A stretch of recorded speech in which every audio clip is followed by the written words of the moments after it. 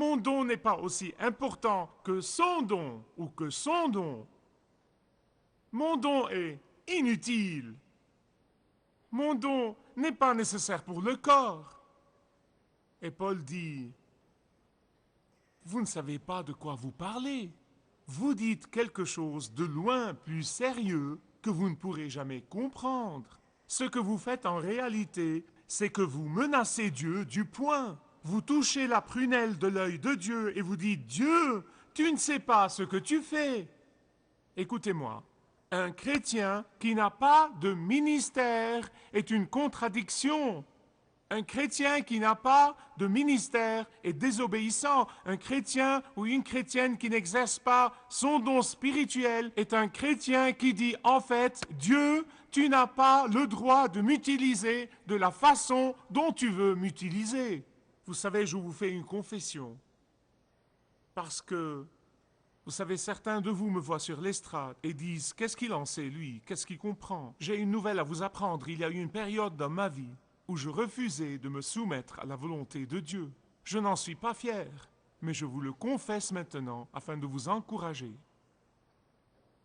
Je refusais d'obéir à la volonté de Dieu dans ma vie.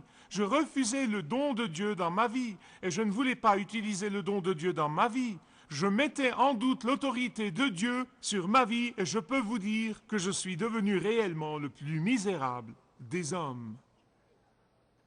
Ce n'est qu'après avoir dit oui Seigneur, que j'ai commencé à éprouver l'épanouissement et la joie dans le ministère. Et Paul nous dit, comme membre du seul corps, et le Christ étant la tête qui orchestre tous les membres du corps, il est celui et lui seul est celui qui décide qui est une main et qui est un orteil et qui est une bouche et qui est une oreille et qui est un nez et qui est autre chose. Chaque membre est contrôlé par la tête et par la volonté de Dieu. Il vous donne le don et il l'utilise. Et dire moins que ça, c'est insulter le Dieu des cieux. Permettez-moi de vous implorer, ne méprisez pas votre don. N'ignorez pas votre don. Ne refusez pas votre don. Ne restez pas là à ne rien faire et à souhaiter d'avoir le don de quelqu'un d'autre. Non, Dieu vous a donné un don et c'est spécifiquement pour vous. Vous seul pouvez le faire. Vous seul pouvez l'accomplir. Personne d'autre ne peut le faire à votre place. Et par conséquent, si vous dites « mon don n'est pas important, mon don n'est pas nécessaire, mon don n'est pas intéressant », de ce fait, vous insultez le Dieu souverain qui vous l'a donné. Et si quelqu'un dit « mon don n'est pas visible et par conséquent il n'est pas important », je veux vous poser une question. Avez-vous jamais vu votre foi? Vous feriez mieux d'espérer que vous ne le verriez jamais. Avez-vous jamais vu votre cœur? Avez-vous jamais vu vos poumons? Je me permets de vous suggérer aujourd'hui que sans ces organes, vous ne pouvez pas vivre. Quelques questions. 1. Qui a appris à Martin Luther sa théologie et l'a encouragé à traduire la Bible? Numéro 2. Qui a visité le docteur Moody dans le magasin de chaussures où il travaillait et l'a mené au Seigneur et a secoué 2 continents pour le Christ? 3. Quel était le nom de la femme de Charles Spurgeon qui l'a soutenu dans la souffrance et la dépression incroyable auxquelles ce grand homme de Dieu était sujet à travers les années et dans les nombreuses maladies physiques dont il a souffert? Sans sa force, Spurgeon n'aurait pas été dans les livres de l'histoire. Quel était son nom? Qui a financé le premier voyage missionnaire de William Carey en Inde, qui a commencé tout le mouvement missionnaire moderne d'aujourd'hui, il y a 200 ans? Qui a aidé Charles Wesley à être le compositeur de cantiques qu'il était? Qui a fortifié l'apôtre Paul dans le donjon quand il écrivait sa dernière épître? Qui a fait de George Muller un disciple et l'a arraché quand il était jeune à un style de vie épouvantable et immoral, je vais arrêter. C'est assez. Maintenant, si vous avez 50% des réponses, levez la main. D'accord? 25%. 25%.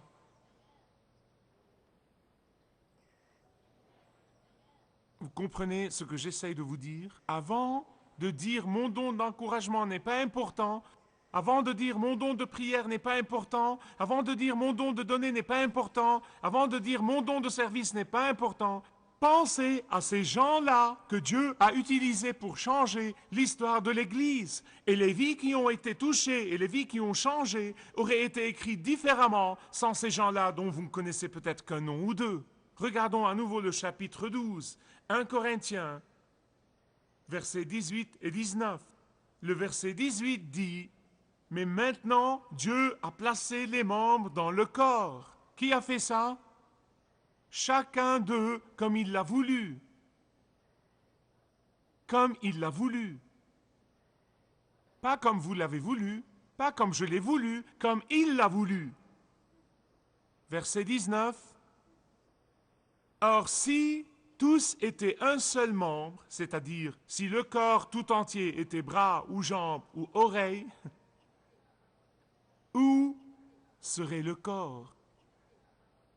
Écoutez, nous pouvons avoir l'Église la mieux organisée, nous pouvons avoir l'Église la mieux gérée, nous pouvons avoir la meilleure Église qui soit, mais si l'Esprit de Dieu ne guide pas chaque membre pour utiliser le don que Dieu lui a donné dans l'Église et en dehors de l'Église, nous ne serons que des robots mécaniques. Écoutez mes amis, vous pouvez rester à ne rien faire et bouder et vous aigrir et dire, eh bien, je n'ai pas ce don, ou je n'ai pas un grand don, je n'ai pas un don spécial.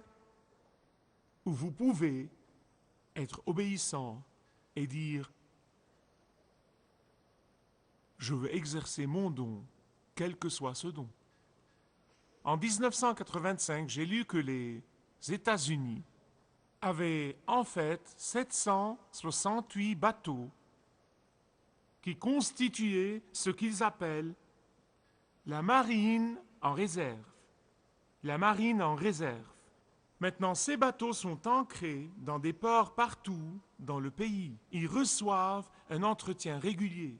L'extérieur de ces bateaux est repeint constamment, périodiquement, et les coques sont bombardées de façon continue par des impulsions électriques afin de retarder le processus de rouille et de corrosion. Et il y a de grands humidificateurs qui marchent tout le temps, ils fonctionnent constamment afin de garder la teneur en humidité à un niveau très acceptable. Évidemment, ces bateaux sont au repos à présent. Ils peuvent être prêts dans les plus brefs délais. Mais maintenant, ils sont au repos dans les ports. Et je me rappelle que je me disais, même à l'époque, je pensais, combien de chrétiens peuvent vraiment être décrits comme chrétiens en réserve? Bonjour!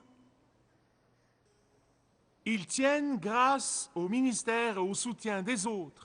Quand ils ne vont pas à l'église, quelqu'un leur rend visite et ils vont de nouveau à l'église. S'ils sont découragés et veulent abandonner, un ami chrétien les exhorte et les encourage. Mais par eux-mêmes, ils ne font pas grand-chose.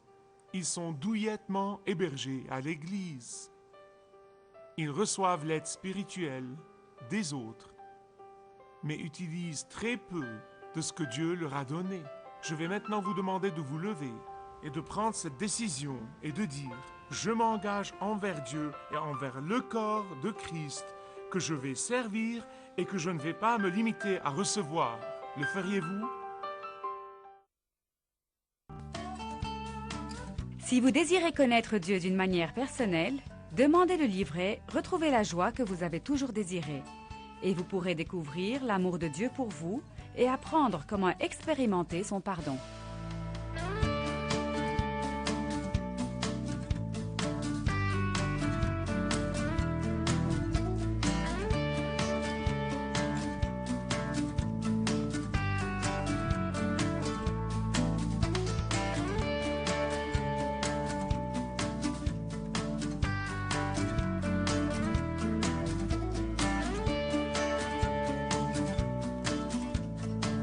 Si vous avez une relation personnelle avec Dieu et vous êtes intéressé à marcher plus intimement avec lui, demandez le livret 7 pas sur le chemin de la foi qui vous guidera dans une relation plus profonde avec votre Père céleste. Demandez votre livret gratuit.